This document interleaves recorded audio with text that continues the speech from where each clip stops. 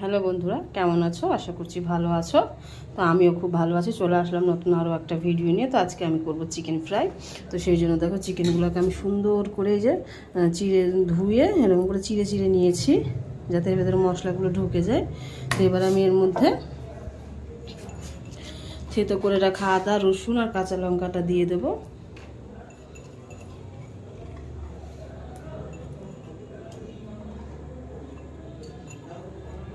তারপরে এবার আমি একটু দেবো হলুদের গুঁড়ো,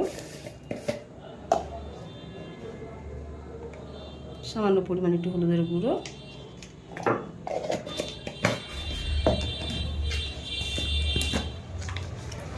আর দেবো সামান্য পরিমাণে একটু লবণ।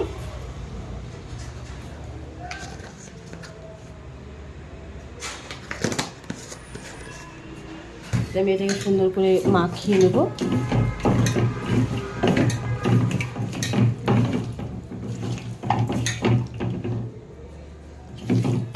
মশলাগুলো যাতে প্রত্যেকটা চিকেনের পিসের ভেতরে ঢুকে এত সুন্দর করে মাখাতে হবে।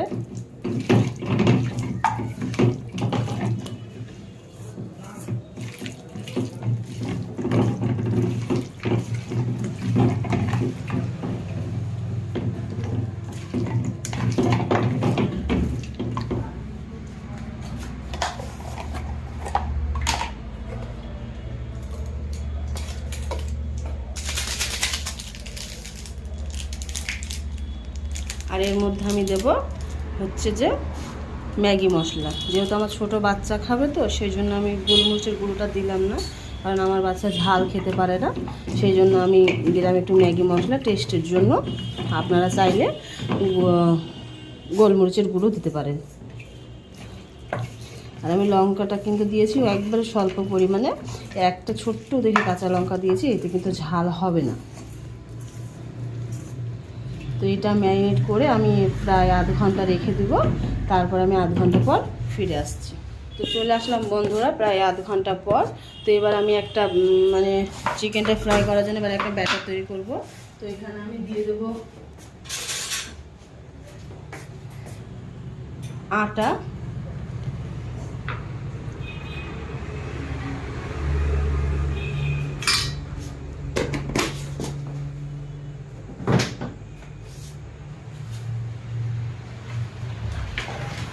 আর এবার আমি দিয়ে দেবো এর মধ্যে হচ্ছে কর্নফ্লাওয়ার।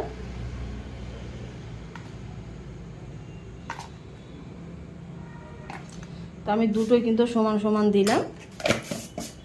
আর এবার আমি এর মধ্যে দিয়ে দেবো হচ্ছে সামান্য পরিমাণ একটু লবণ।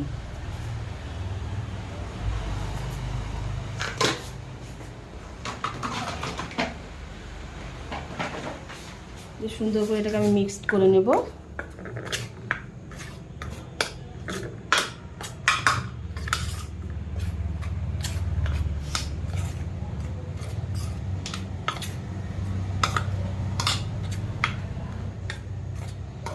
তো এই দুটো কিন্তু আমি সুন্দর করে মিক্সড করে নিয়েছি।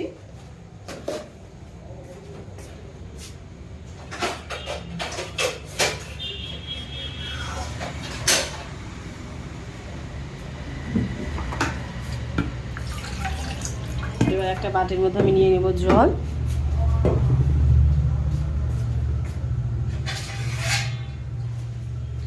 আমি এই যে ম্যারিনেট করে রাখা চিকেনগুলোকে এর মধ্যে সুন্দর করে চুবিয়ে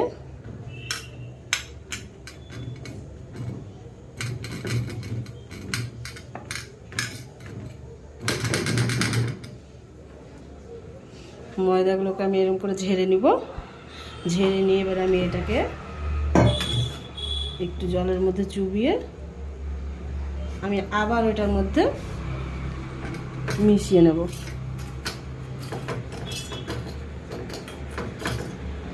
এত সুন্দর করে মিশাবো যাতে একবারে ভালো করে কোটিংটা হয়। দিয়ে এবার আমি এটাকে সুন্দর করে ময়দাগুলোকে ঝেড়ে নেব। তো আমার এবার একটা কোটিং করা হয়ে গেছে। এবার এটাকে আমি একটা থালার মধ্যে রেখে দেবো। তো এইভাবে করে আমি প্রত্যেকটা চিকেনকে কোটিং করে নেব।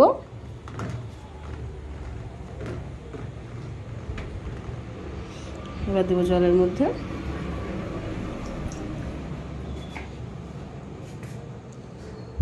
দিয়ে আবার আমি আটার মধ্যে কর্নফ্লাওয়ারের মিক্সের মধ্যে আবার দেবো। তো এই আটাটার কর্নফ্লাওয়ার আর আটার মিক্সটার ভেতরেও কিন্তু আপনারা চাইলে একটু গোলমরিচের গুঁড়ো দিতে পারেন, তাহলে স্বাদটা টেস্টটা একটু অন্যরকম লাগবে। যেহেতু আমার ছোটো বাচ্চা খাবে সেই জন্য আমি গোলমরিচটা অ্যাভয়েড করছি, কারণ গোলমরিচের ঝালটা সহ্য করতে পারবে না আমার বাচ্চা, ছোট অনেকটাই। তো এইভাবে আমি সব কোটিংগুলো করে নেব, তারপর আমি ফিরে আসছি। তো চিকেনগুলো তো আমার দেখেছো বন্ধুরা, এই যে সুন্দর করে কোটিং করা হয়ে গেছে। এবার আমি গ্যাসটা ধরিয়ে দেব। গ্যাসটা ধরিয়ে দিয়ে আমি এর মধ্যে দিয়ে দেব সাদা তেল। তো আমার এটাতে তেলের পরিমাণটা একটু বন্ধুরা বেশি লাগবে, কারণ এটা সাদা তেলে ভাজতে হবে। তো এবার আমি দিয়ে দেবো তেল। তেলটা একটু বেশি করে দিবেন, কারণ ছাকা তেলে না ভাজলে জিনিসটা ভালো হবে না, ক্রিস্পি হবে না ভালোভাবে। আমি একটু বেশি করে কড়াইয়ের মধ্যে দিয়ে দিচ্ছি সাদা তেল।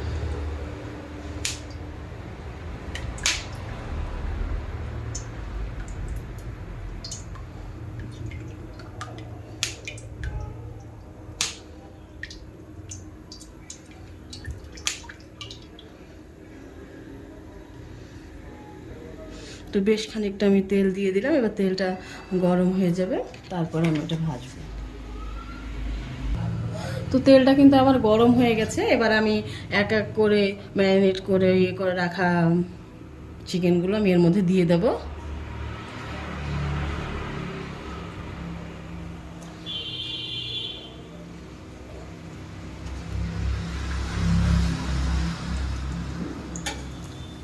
কুলিং করে রাখা চিকেনগুলো এর মধ্যে দিয়ে দিলাম।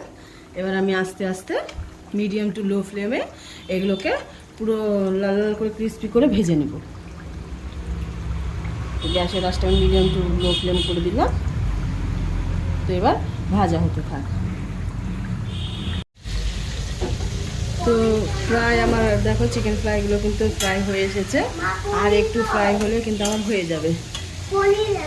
তো আমি চিকেনগুলোকে কিন্তু মিডিয়াম টু লো ফ্লেমে প্রায় 15 মিনিট ধরে সুন্দর করে লাল লাল করে ভেজে নিয়েছি, ঠিক এরকম করে।